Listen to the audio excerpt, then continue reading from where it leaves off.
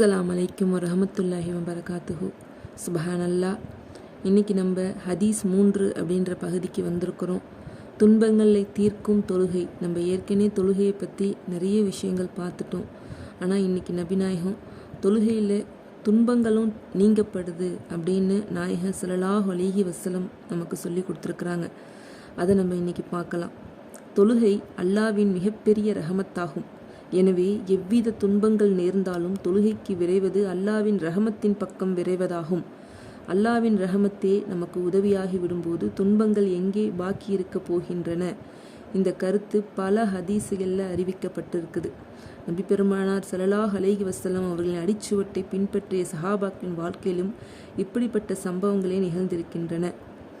அதாவது நாயம் ஸல்லல்லாஹு என்ன சொல்லியிருக்கிறாங்கன்னா, நீங்கள் எப்பேற்பட்ட துன்பத்தில் இருந்தாலும் அதை அப்படியே தள்ளி வச்சுட்டு தொழுகையில் தொழுதுட்டு சஜிதாவில் துவா செய்யுங்க, உங்களுடைய துன்பங்கள் நீக்கப்படும் அப்படின்னு சொல்லியிருக்கிறாங்க. அதுக்கு நிறைய உதாரணங்களும் சொல்லியிருக்கிறாங்க. ஒரு தடவை ரசூலுல்லாஹி ஸல்லல்லாஹு அலைஹி வஸல்லம் அவர்கள் பள்ளிவாசலுக்கு சென்று வந்தார்கள். புயல் காற்றா அப்படி வீசியிருக்குது. அந்த புயல் காற்று வீசும்போது மக்களுக்கு எல்லாருக்குமே ஒரு பயம் ஏற்பட்டிருக்குது. சூரிய சந்திர கிரகங்கள் ஏற்பட்டாலும் நபிநாயகம் தொழுகையை தான் கடைப்பிடிப்பாங்களாம். இது என்ன அப்படின்னு கேட்டிங்கன்னா, ஒரு சந்திர கிரகணம், சூரிய கிரகணம், புயல் வீசுது, வெள்ளம் பெருக்கெடுத்து ஓடுது, இப்படி ஏதாவது ஒரு அபாயகரமான விஷயம் நடந்துச்சுன்னா உடனே சல்லாவை எடுத்து போட்டு நாயகம் தொழுகிறத தான் முதல்ல பார்ப்பாங்களாம். அந்த தொழுகை தான் அவங்களுக்கு மன அமைதியையும் அந்த பயத்தையும் நீக்குமா. தொழுதுட்டு எந்திரிக்கும் போது சுற்றி இருக்கிற ஆபத்துக்கள் அவங்கள விட்டு விலகி போயிருமா. ஒரு தடவை ஹஜ்ரத் இப்னு அப்பாஸ் ரலியல்லாஹு அன்ஹு பயணம் சென்றபோது தன் மகன் இறந்து விட்டதாக வழியில் செய்தி கிடைத்தது. உடனே அவர்கள் ஒட்டகத்திலிருந்து இறங்கி 2 ரக்காயத்து தொழுதுவிட்டு, இன்னா இலில்லாஹி வ இன்ன இலைஹி ராஜிஊன், அல்லாஹ்வுக்காக நாம் இருக்கிறோம், மேலும் அவனிடமே திரும்பி செல்பவர்களாக இருக்கிறோம் என்று கூறினார்கள். இப்போ பாருங்க, தன்னுடைய மகன் இறந்த செய்தி கேட்டப்போ கூட அவங்க ஒட்டகத்திலிருந்து இறங்கி தொழுதுருக்குறாங்க. நாயகம் ஸல்லல்லாஹு அலைஹி வஸல்லமும் அதே சொல்லியிருக்கிறாங்க. ஒரு தடவை அவங்க மனைவிமார்களில் ஒரு மனைவிமார் இறந்து விட்டதா அப்படின்னு சொல்லி செய்தி வந்திருக்குது. அவங்க எதையுமே சொல்லாமல் சல்லாவை விரித்து தொழுகையை தான் தொழுதாங்களாம். நபிநாயகத்தோடைய மனைவி விபத்தாகி விட்டாங்க. அதுக்கே அந்த துன்பத்தோடு பெரிய துன்பம் இந்த உலகத்தில் வேறு எதுவுமே இல்லை அவங்களுக்கு, இல்லையா? அந்த நிலையில் கூட அந்த தொழுகையை அவங்க தொழுது அல்லாஹ் கிட்ட துவா செஞ்சுருக்குறாங்க. இந்த துன்பத்தை எனக்கு நீக்கி எனக்கு மன அமைதியை கொடுறா அல்லாஹ் அப்படின்னு சொல்லி துவா செய்திருக்கிறாங்க. நமக்கு ஏதாவது தேவைகள் ஏற்பட்டாலும் அல்லாஹ்விடம் தொழுது முறையிட்டு துவா கேட்கும்போது நம்மளுடைய துவா ஹபுலாக்கப்படும் அப்படின்னு நாயம் ஸல்லல்லாஹு அலைஹி வஸல்லம் நமக்கு சொல்லி கொடுத்துருக்குறாங்க.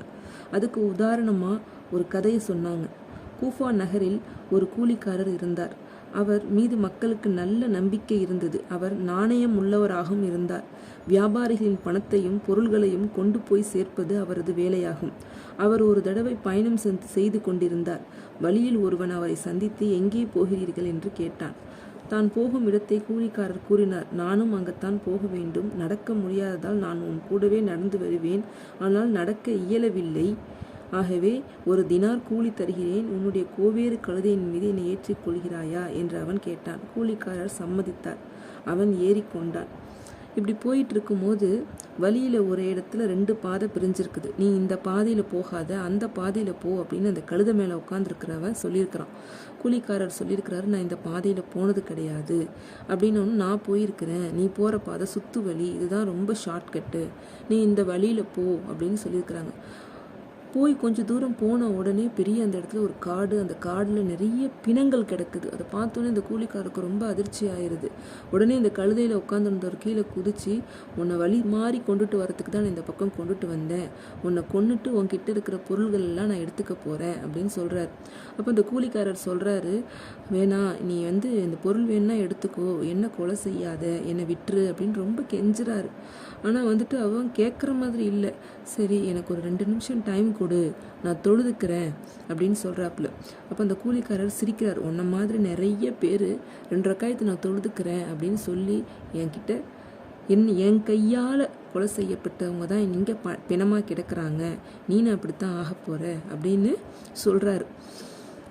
அந்த கூலிக்காரரும் ரொம்ப பயந்து போய் முதல் ரக்காயத்து தொழுறார். அல்ஹம்து சூறா ஓதுனதுக்கப்புறம் அடுத்த சூறா அவருக்கு நினைவில் வரமாட்டேங்குது. காரணம் என்னென்னா சீக்கிரம் தொழுவு அப்படின்னு பக்கத்தில் அந்த கொலகாரன் நின்றுக்கிட்டு கத்துறான்.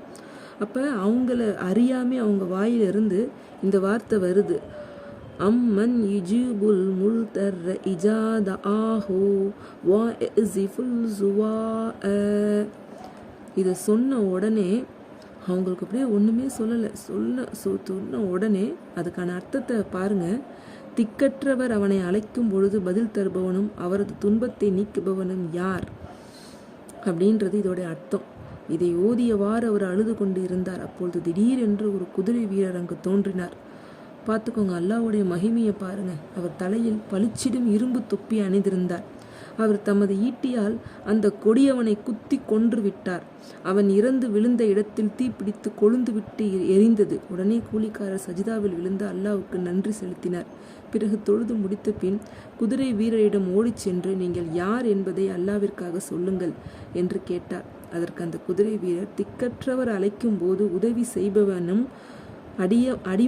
அடிமையாவேன் அப்படின்னு அவர் சொல்லியிருக்கிறார். இப்போது நீர் பயமின்றி எங்கு வேண்டுமெனாலும் போகலாம் என்று கூறிவிட்டு போய்விட்டார். உண்மையில் தொழுகை இவ்வளவு பெரும் அருட்கொடையாகும். இதில் அல்லாவின் பொருத்தம் கிடைக்கிறது அப்படின்னு இந்த ஹதீஸில் சொல்லியிருக்கிறாங்க. பாருங்க, கையில் கத்தியோடு உன்னை கொலை செய்ய போகிறேன் அப்படின்னு ஒருத்தன் பக்கத்தில் நிற்கிறான்.